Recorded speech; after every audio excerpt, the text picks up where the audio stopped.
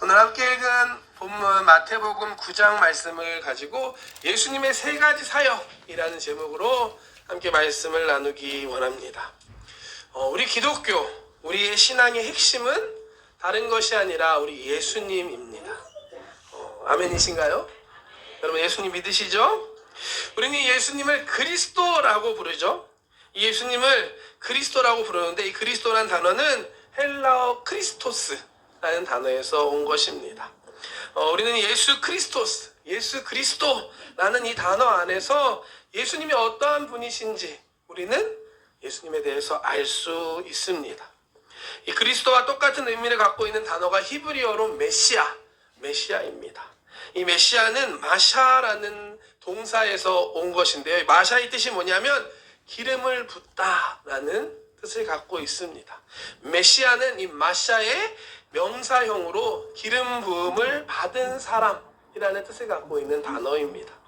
기름 부음을 받았다는 것은 특별한 사명을 위해 선택받았다는 것을 의미합니다. 구약에 보면 왕이나 제사장, 선지자들을 세울 때 특별히 선택한 사람들에게 기름을 부었습니다. 다윗왕을 세울 때 기름을 부었던 것 같이 기름을 부었습니다. 우리가 예수님을 크리스토스, 메시아라고 하는 것은 예수님께서 기름 부음 받으신 분, 이 땅에 특별한 사명을 가지고 뜻을 가지고 오신 분이라는 것을 의미하는 말입니다. 예수님은 하나님의 아들이시면서 2000년 전에 이 땅에, 이 땅은 아니죠. 이스라엘 땅, 저 팔레스타인 그 땅에 실제 인간의 모습으로 이 땅에 태어나셨고, 자라셨고, 사셨습니다. 특별한 사명을 가지고 이 땅에 오신 분이 바로 우리 예수님이십니다. 예수님의 사명이 무엇이었나요? 다른 것 아닌 제 뒤에 있는 이 십자가가 예수님의 사명이었습니다. 우리를 위해서 온 인류의 죄를 대신하여서 십자가에서 죽으시는 것이 예수님이 갖고 계신 큰 사명이셨습니다. 죄인된 우리 인간을 구원하기 위해서 죄 없으신 하나님의 아들 예수 그리스도가 우리를 대신해서 이 땅에 오셔서 십자가에서 죽으신 것입니다. 우리는 예수님을 믿고 영접할 때 구원받고 하나님의 자녀가 되는 은혜를 누리게 된 것입니다. 이게 우리가 믿고 있는 복음이고 우리가 행복한 이유인 줄 믿습니다. 말씀 한번 볼까요? 요한복음 3장 16절과 17절 말씀입니다. 하나님이 세상을 이처럼 사랑하사 독생자를 주셨으니 이는 그를 믿는 자마다 멸망하지 않고 영생을 얻게 하려 하심이라. 하나님이 그 아들을 세상에 보내신 것은 세상을 심판하려 하심이 아니요 그로 말미암아 세상이 구원을 받게 하려 하심이라. 1장 12절 말씀도 한번 볼까요? 요한복음 1장 12절 말씀. 영접하는 자 곧 그 이름을 믿는 자들에게는 하나님의 자녀가 되는 권세를 주셨으니 아멘. 예수 그리스도가 예수님이 바로 하나님의 구원의 방법이셨습니다. 우리는 예수님을 구세주로 믿고 영접할 때 구원받을 수 있고 또 하나님의 자녀가 되는 은혜를 누리게 된 것입니다. 한번 옆에 있는 분들과 이렇게 고백할까요? 우리는 하나님의 자녀입니다. 네, 그러기 위해서는 이렇게 해야 됩니다. 한 번 더 인사할 때 예수님 잘 믿읍시다. 아멘. 이 땅에 오신 예수님, 이 예수님의 가장 대표적인 사역은 이 십자가였습니다. 하지만 예수님께서는 이 땅에 오셔서 이 십자가의 사명만 감당하신 것은 아니었습니다. 성경에 보면 3년간의 공생의 기간 동안에 이곳저곳에 다니면서 많은 것들을 하셨습니다. 마태복음, 마가복음, 누가복음과 같은 하나님의 말씀을 통해 우리는 예수님께서 어떤 일을 하셨는지를 말씀을 통해 볼 수 있습니다. 예수님께서 이 땅에서 오셔서 하신 사역 크게 세 가지로 나누어서 이야기합니다. 첫 번째는 가르치신 것이고, 두 번째는 천국 복음을 전파하신 것이고, 세 번째는 우리의 약하고 연약한 것을 고쳐주신, 병을 치료하신 사역이었습니다. 마태복음 4장 23절 말씀 한번 볼까요? 이렇게 읽겠습니다. 예수께서 온 갈릴리에 두루 다니사 그들의 회당에서 가르치시며 천국 복음을 전파하시며 백성 중에 모든 병과 모든 약한 것을 고치시니. 예수님의 세 가지 사역을 잘 설명해 주고 있는 말씀입니다. 이 마태복음 말씀에는 이와 같은 예수님의 세 가지 사역의 모습이 잘 담겨져 있습니다. 오늘 마태복음 말씀, 마태복음을 통해서 예수님의 세 가지 사역이 우리에게 어떠한 의미가 있는지 함께 말씀을 통해 은혜 나누기를 원합니다. 첫 번째로 예수님은 가르쳐 주십니다. 한번 따라해 볼까요? 예수님은 가르쳐 주십니다. 아멘. 은혜가 추가됐네요. 은혜를 가르쳐 주십니다. 예수님께서 가르쳐 주시는 모습은 마태복음 5장부터 7장 사이에 잘 나와 있습니다. 산상수훈이라고도 하는 말씀인데요. 예수님께서 산에 올라가서 제자들에게 가르쳐 주셨던 긴 예수님의 말씀, 설교와 같은 말씀이 담겨져 있습니다. 5장 1절부터 2절 말씀 한번 보겠습니다. 예수께서 무리를 보시고 산에 올라가 앉으시니 제자들이 나온지라. 입을 열어 가르쳐 이르시되, 이렇게 시작된 말씀이 5장, 6장, 7장까지 세 장에 걸쳐서 계속 이어집니다. 예수님께서는 예수님 앞에 나온 제자들에게 제자들의 삶에 대해서 직접 가르쳐 주신 겁니다. 예수님의 가르침은 정말 놀라운 것이었습니다. 그동안 이 세상에 있었던 가치관, 전통, 이 세상의 질서가 아닌 하나님의 기준, 하늘의 소망, 그것들을 이야기하고 그 소망을 가지고 살아가는 사람들이 이 땅에서 어떻게 살아가야 하느냐, 황금률이라고도 하거든요. 그와 같은 가르침을 제자들에게 주셨습니다. 당연히 그 가르침을 받은 사람들에게는 충격과 놀라움을 주는 예수님의 말씀들이었습니다. 마태복음 7장 28절 29절 마지막 부분이거든요. 한번 볼까요? 함께 읽겠습니다. 시작. 예수께서 이 말씀을 마치심에 무리들이 그의 가르침에 놀라니 이는 그 가르치시는 것이 권위 있는 자와 같고 그들의 서기관들과 같지 아니함이로라. 예수님은 우리를 가르쳐 주시는 분이십니다. 예수님의 가르침은 이 세상의 것과 다르다라고 말씀합니다. 여러분 어떤 것을 배우고 어떤 것을 따라 살아가고 계신가요? 이 세상으로부터 들려오는 가치관, 이 세상의 것들을 배우고 따라 살아가는 것이 아니라 예수님께 배우고 예수님을 따라 살아갈 수 있는 저와 여러분들 되기를 주님의 이름으로 축복합니다. 그럴 수 있는 것이 지금도 예수님께서는 우리를 가르쳐주고 계십니다.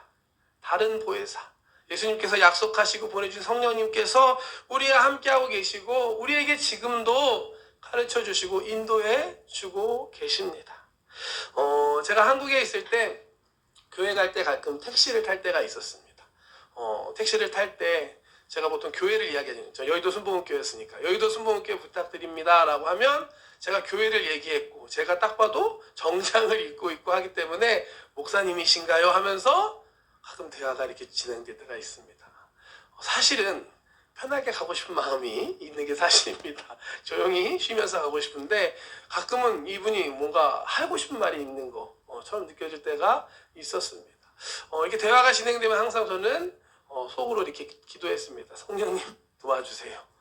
상담이잖아요. 전혀 모르는 분이고 또 이 시간을 통해서 복음을 전할 수도 있기 때문에 항상 속으로 성령님 도와주세요 하고 가르쳐주세요 라고 기도하면 놀랍게도 그 짧은 시간이지만 제가 갑자기 전해야 할 것들이 생각나기도 하고 또 하나님께서 가르쳐 주시는 것들을 많이 경험할 수 있었습니다. 우리가 구할 때 하나님께서는 지금도 우리에게 가르쳐 주십니다. 또한 우리가 구하지 않더라도 정말 우리에게 필요한 것이 있다면 지금도 성령님께서 우리에게 가르쳐 주신 분이십니다. 제가 일본에서 지금 4년째 사역을 하고 있는데요. 한 2년 정도 지났을 때 한번 슬럼프가 온 적이 있습니다. 꽤 심하게 와서 점점 다운되고 무너지기 시작했고 점점 하나님과 멀어졌던 그 기간이 있었습니다. 점점 멀어지다 보니까 더 이상 하나님이 안 느껴지는 그런 심각한 상황까지 갔습니다. 진짜 끝이구나. 여기까지인가 보다 하는 그 주가 있었거든요.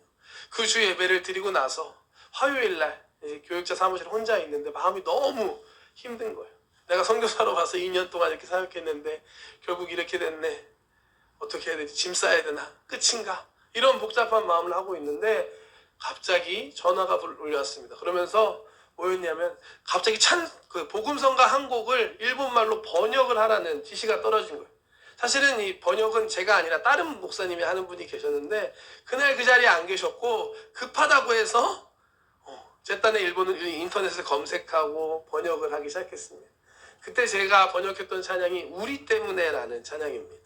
아시는 분 계신 것 같은데 우리 때문에 십자가 지셨고 우리 때문에 고통당하셨네 우리 때문에 갈보리 오르셨네 무지한 우리 때문에 이 찬양 가사를 일본말로 번역하라고 당장 해야 되니까 필요하다고 하셔서 인터넷에 있는 한 3개 정도 버전이 있더라고요. 그것들을 다 모아보고 제가 보기에 그 중에 제일 좋은 가사들을 막 열심히 하고 있는데 정말 무지한 것 같습니다. 한 2시간 넘게 3시간 가까이 그걸 하고 있는데 그 사무실에 저밖에 없었거든요. 순간 제 모습이 너무 놀라운 거죠. 그러면서 가사가 그제야 들리기 시작했고 그렇구나. 나 때문에 우리 예수님께서 십자가 지셨구나. 나 때문이구나라는 게 다시 믿어지기 시작하고 또 그 시간 그 자리를 허락해 주신 하나님의 은혜가 깨달아지니까 혼자서 부흥회를 펑펑 울면서 했던 기억이 있습니다. 하나님께서 우리를 가르쳐 주시는데 때로는 정말 우리가 예상치 못한 방법으로 하나님께서 우리에게 말씀해 주시고 가르쳐 주십니다. 이사야서 55장 말씀 함께 보겠습니다. 이는 내 생각은 너희의 생각과 다르며 내 길은 너희의 길과 다름이니라. 야훼의 말씀이니라. 이는 하늘이 땅보다 높음같이 내 길은 너희의 길보다 높으며 내 생각은 너희의 생각보다 높음이니라. 아멘. 예수님께서는 우리를 가르쳐 주시는 분이십니다. 하나님의 말씀을 통해서 성령의 역사를 통해서 때로는 다양한 방법들을 통해서 우리에게 깨닫게 해주시고 우리에게 하나님의 뜻을 알려주십니다.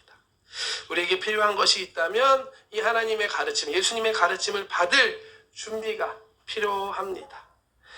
오늘 마태복음 말씀 5장 1절에서 2절 말씀 한 번 더 볼까요? 예수님께서 가르침을 시작하실 때 말씀입니다. 함께 읽겠습니다. 예수께서 무리를 보시고 산에 올라가 앉으시니 제자들이 나아온지라 입을 열어 가르쳐 이르시되. 이 말씀 보면 2가지 그룹이 등장합니다. 하나는 무리들이고 하나는 제자들입니다.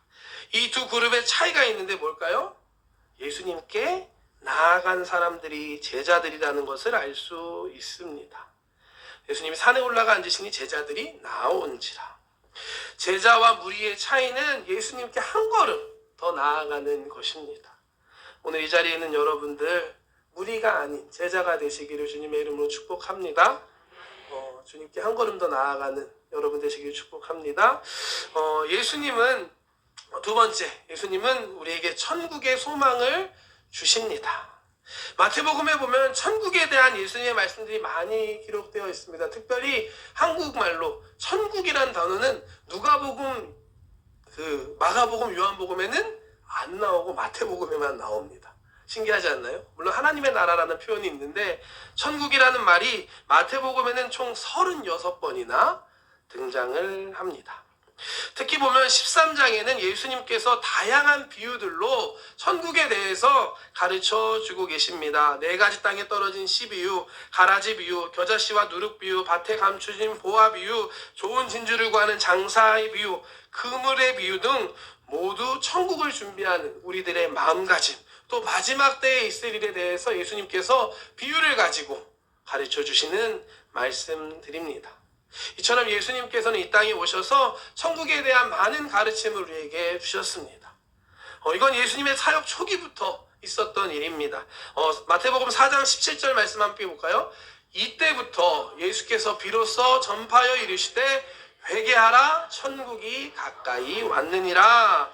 여기서 이때부터라고 하니 이때가 언제냐? 예수님께서 침례 요한에게 침례 받으시고 광야에 가서 40일 금식하시고 사탄에게 시험 받고 난 바로 직후입니다.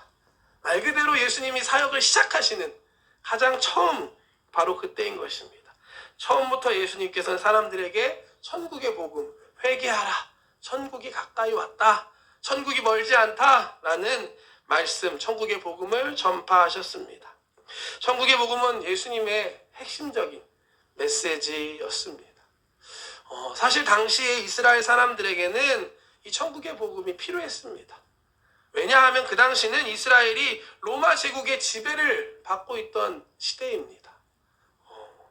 수많은 사람들이 억압받고 핍박받고 있었고 가난하고 배고팠고 소망이 없는 형편이었습니다. 그들에게 예수님께서는 천국의 복음을 전하셨고 그들에겐 새로운 소망이 되었습니다. 물론 이 예수님의 천국의 복음을 정치적으로 잘못 이해하고 해석한 사람들도 있었습니다. 하지만 예수님이 전해주신 천국은 그들에게 새로운 소망이 되었을 것입니다. 예수님께서는 지금도 우리에게 천국의 소망을 주십니다. 새로운 소망을 주십니다. 요즘 뉴스를 보면 정말 끝이 얼마 남지 않았다는 걸 우리는 느끼고 있습니다. 거의 매번 얘기하는 것 같습니다. 전쟁인 소식이 들려오고 지구온난화, 기상이후 같은 뉴스들이 계속해서 끊임없이 우리에게 들려오고 있습니다. 다 예수님께서 마지막 때에 있을 일이다 라고 가르쳐 주신 사건들입니다. 이때가 바로 우리에게 천국의 소망이 필요한 때입니다. 예수님의 천국의 소망이 우리에게 있을 때 다가오고 있는 가까이 오니 마지막 때는 우리에게 두려움이 아니라 근심과 걱정이 아니라 소망이 되고 기대가 되고 기쁨이 될 수 있는 줄 믿으시길 축복합니다. 세상의 끝은 우리에게는 천국의 시작입니다. 아멘이신가요? 그렇다면 우리는 소망으로 그날을 기다릴 수 있습니다. 예수님이 전해주신 이 천국의 소망을 가지고 힘들지만 이 땅을 살아갈 수 있는 소망 갖고 살아가는 여러분 되시기를 축복합니다. 세상에 소망이 없을수록 이 천국의 소망은 더욱 강력한 소망이 되고 희망이 됩니다. 그런 의미에서 우리 일본에 소망이 있다는 걸 저는 느끼고 있습니다. 제가 일본에 처음 온 것은 1995년도였습니다. 그때 한 1년 정도 어렸을 때 일본에서 생활한 기회가 있었습니다. 한 30년 전이었는데 그때 초등학생 때 어린 눈으로 본 일본은 진짜 대단한 나라였습니다. 그때 기억났던 건 뭐냐면 초등학교에 수영장이 있어? 와 대박! 수영장은 동네에 하나 있기도 어려운 거였거든요. 초등학교마다 수영장 있는 모습 보고 대단한 나라다고 느꼈던 게 기억납니다. 너무 잘 사는 나라였고 사실 제가 어렸을 때 보기에도 하나님 없어도 이 나라는 잘 살겠다 라는 느낌이 들 정도의 하나님이 필요 없어 보이는 나라였습니다. 하지만 제가 30년 지나서 성인이 되고 선교사로 다시 이 땅에 왔을 때 본 모습은 예전하고는 조금 느낌이 달랐습니다. 흔히 말하죠. 30년, 잃어버린 30년. 딱 그거 지나고 제가 온 거거든요. 뭔가 발전되고 변화됐기보다는 그야말로 어떤 의미에선 그대로인 모습. 정말 멈춰있는 것을 보았습니다. 제 기억에 초등학교 때도 콜라는 100엔이었던 것 같은데 지금은 또 콜라는 100엔 하고 있는 걸 보면서 물론 일본이라는 나라 여전히 크고 잘 사는 부분이 있고 화려한 부분이 있습니다. 하지만 제가 느끼는 건 그 안에 살아가는 사람들의 삶 예전하고 좀 다르구나. 힘들어하고 있는 사람들도 많고 또 행복하지 않아 보이는 모습들이 많이 보였습니다. 아이러니하게도 그 모습을 볼 때 일본에 소망이 있겠다. 그와 같은 일본의 모습이 정말 예수님께 돌아올 수 있는 때가 가까이 왔구나라는 걸 느끼고 있습니다. 이제 우리가 예수님의 천국의 복음을 전해야만 합니다. 기도했잖아요. 기도만 하는 것이 아니라 진짜로 나아가 전할 수 있는 저와 여러분들 되시길 축복합니다. 하나님 분명히 우리가 기도할 때 기회를 주실 것이고 사용하실 줄 믿습니다. 이 세상이 전부가 아니라 정말 천국의 소망이 우리에게 있음을 알려주는 저와 여러분 되시길 축복합니다. 천국의 소망이 우리에게 있을 때 우리는 어떠한 상황 속에서도 절망하지 않고 이 소망 가지고 힘을 내고 살아갈 수 있습니다. 이와 같은 은혜가 저와 여러분들에게 있기를 축복합니다. 마지막 세 번째로 예수님께서는 우리의 병과 우리의 약한 것을 고쳐주십니다. 예수님의 세 번째 사역은 병과 약한 것을 고쳐주시는 것이었습니다. 마태복음 5장에서 7장까지 산상순 가르침이 끝난 이후부터 이제 8장, 9장에는 예수님의 놀라운 10가지 기적들이 기록되어 있습니다. 예수님을 찾아온 병자들을 치료해주고 귀신 들린 사람들을 고치시고 바람과 바다를 잠잠하게 하신 놀라운 예수님의 기적들이 계속해서 나오고 기록되어 있습니다. 이와 같은 기적을 통해서 우리는 예수님이 누구신지를 다시 한번 깨닫게 됩니다. 예수님은 단지 말씀을 가르쳐주는 선생님이 아니셨습니다. 예수님은 우리를 구원하기 위해 이 땅에 오신 하나님의 아들, 살아계신 하나님이셨습니다. 우리는 예수님의 놀라운 기적들의 이야기를 통해서 예수님의 능력과 권세를 알 수 있습니다. 예수님이 누구신지 우리가 깨달을 수 있는 것입니다. 예수님 누구신가요? 예수님은 하나님의 아들이시며 살아계신 하나님이십니다. 근데 말씀 보면 예수님과 함께 했던 제자들도 예수님에 대해서 잘 몰랐던 모습들을 우리가 볼 수 있습니다. 마태복음 8장 26절과 27절 말씀 함께 볼까요? 예수께서 이르시되 어찌하여 무서워하느냐 믿음이 적은 자들아 하시고 곧 일어나사 바람과 바다를 꾸짖으시니 아주 잔잔하게 되거늘 그 사람들이 놀랍게 여겨 이르되 이가 어떠한 사람이기에 바람과 바다도 순종하는가 하더라. 이가 어떠한 사람이기에. 이 사람들이 누구죠? 예수님과 함께 했던 제자들이었습니다. 제자들도 아직 정말 예수님에 대해서 완전하게 알지 못하는 모습을 볼 수 있습니다. 사실 처음부터 믿음 좋고 처음부터 제자인 사람은 없습니다. 예수님의 부르심을 받고 예수님을 만나고 예수님을 따르기 시작하고 예수님의 능력을 경험하면서 살아갈 때 예수님이 믿어지는 것이고 예수님이 누구신지 알게 되고 그 제자의 길을 끝까지 걸어갈 수 있는 것입니다. 오늘 이 자리에 처음 오신 분들 계신가요? 아직 믿음이 난 잘 없어라고 생각하시는 분들 계신가요? 예수님을 사모하기를 주님의 이름으로 축복합니다. 예수님을 만날 때 예수님의 능력을 경험할 때 우리의 믿음이 자라게 되고 예수님을 더 알게 될 수 있습니다. 예수님은 지금도 동일하게 우리 가운데 함께하고 계시고 우리 가운데 역사하고 계십니다. 우리가 이 예수님을 만나고 경험할 때 우리 안에 믿음이 자라게 되는 것이고 우리 안에 더 강한 믿음이 생겨나게 되는 것입니다.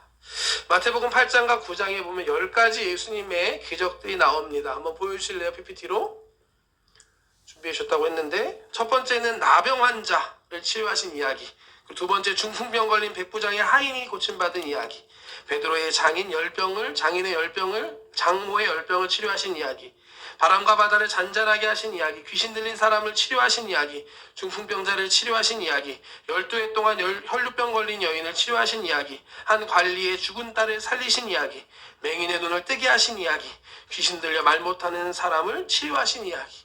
이 이야기들이 다 8장과 9장, 2장에 걸쳐서 기록되어 있는 예수님의 기적들입니다. 보시면 다 다른 상황과 배경에 있는 사람들이었습니다. 10가지 기적 주인공 다 다른 문제를 갖고 있었으며 누구는 중풍병, 누구는 나병, 누구는 딸이 죽고 있고 하지만 한 가지 공통점이 있었습니다. 그것은 이 사람들은 예수님을 찾아 예수님께 나아갔다라는 것입니다. 8장 1절부터 2절 말씀 함께 보겠습니다. 예수께서 산에서 내려오시니 수많은 무리가 따르니라. 한 나병 환자가 나와 절하며 이르되 주여 원하시면 저를 깨끗하게 하실 수 있나이다 하거늘. 예수님께서 산에서 내려오십니다. 산상수훈 말씀을 다 가르치시고 산에서 내려오시는데 예수님 앞에 나아간 사람이 한 사람 있었습니다. 바로 이 나병 환자였습니다. 예수님 앞에 나아갔을 때 예수님의 능력을 경험할 수 있었고 치료받는 은혜가 그에게 있었습니다. 나병 환자뿐만 아니라 예수님의 기적을 경험한 사람들은 모두 예수님을 찾아서 예수님께 나아갔던 사람들이었습니다. 예수님 앞에 나아가지 않으면 예수님을 만날 수 없고 경험할 수 없습니다. 예수님 앞에 나아갈 때 예수님 만날 수 있는 것이고 우리도 기적의 주인공이 될 수 있습니다. 오늘 정말 잘 오셨습니다. 오늘 이 자리가 예수님 앞에 나아간 자리인 줄 믿습니다. 아멘. 근데 그냥 앉아있는 것만으로는 조금 부족합니다. 우리의 마음이 중요합니다. 정말로 우리의 마음 안에 예수님을 만나기 사모하는 마음, 예수님 앞에 나아가는 그 마음이 우리에게 있어야 합니다.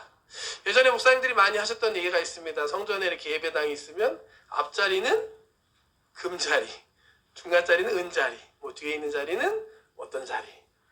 제 생각엔 자리보다는 마음이 더 중요한 것 같습니다.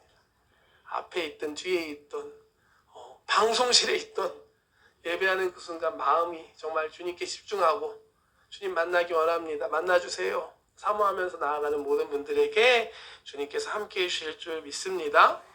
우리가 예수님 앞에 나아갈 때 한 가지 더 필요한 게 있는데 바로 믿음입니다.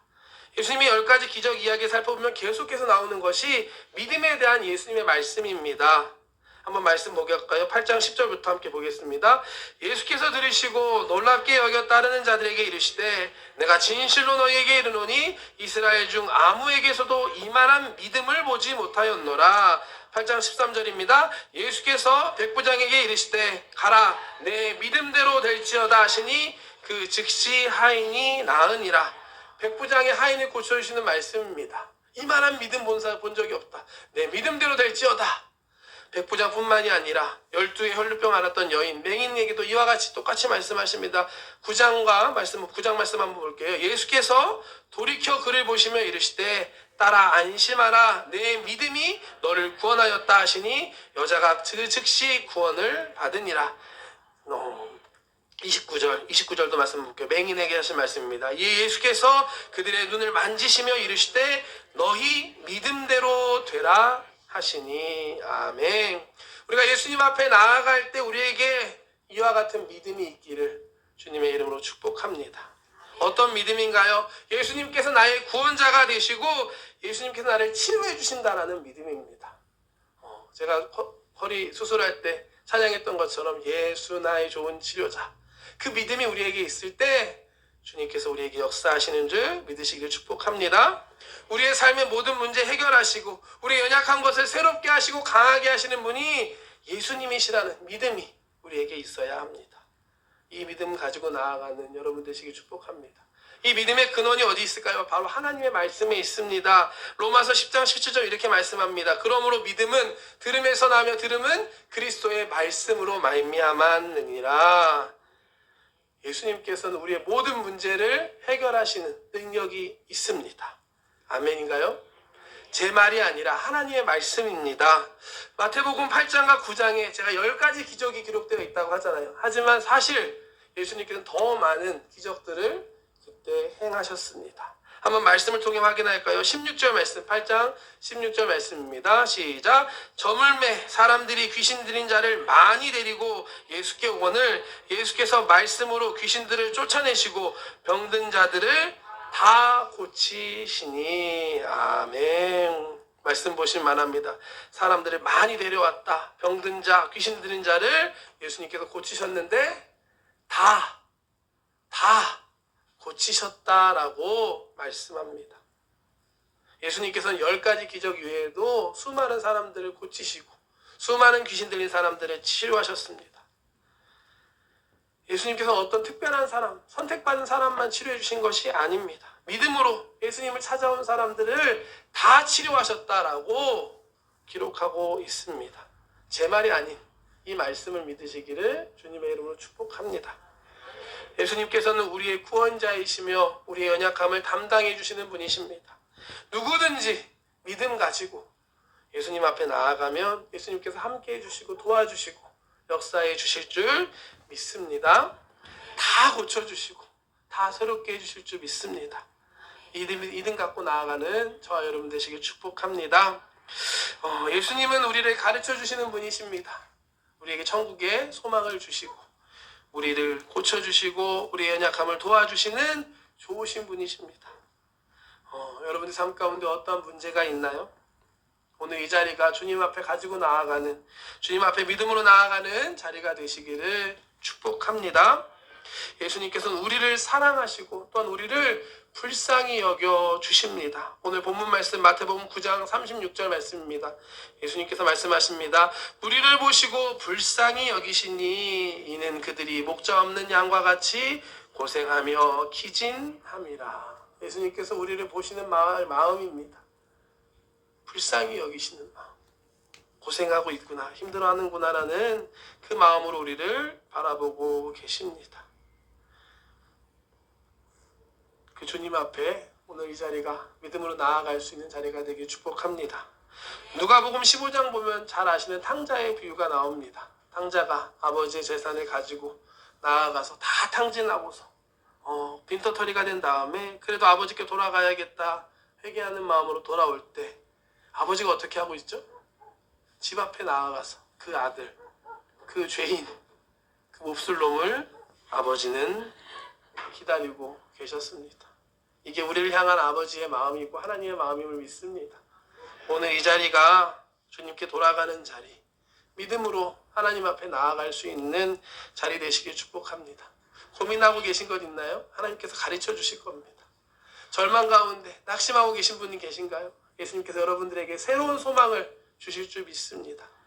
질병 때문에, 문제 때문에 아파하고 있는 분들 계신가요? 주님 앞에 믿음으로 내려놓고 나아갈 때 내 믿음대로 될지어다. 주님께 치료하여 주시고 우리 가운데 새 일을 행하실 줄 믿습니다. 기도하겠습니다. 사랑의 하나님 감사합니다. 오늘도 우리가 이렇게 주님 앞에 나왔습니다. 하나님 아시죠? 우리 연약하고 부족한 모든 것들 주님 약한 것들을 강하게 하여 주시옵시고 주님이 가르쳐 주시고 우리에게 새로운 소망을 허락하여 주시옵소서. 오늘 이 자리가 주님 앞에 나아가는 자리 되게 하여 주시옵시고 주님을 만나고 경험하는 놀라운 시간 되게 하여 주시옵소서. 감사하며 예수님의 이름으로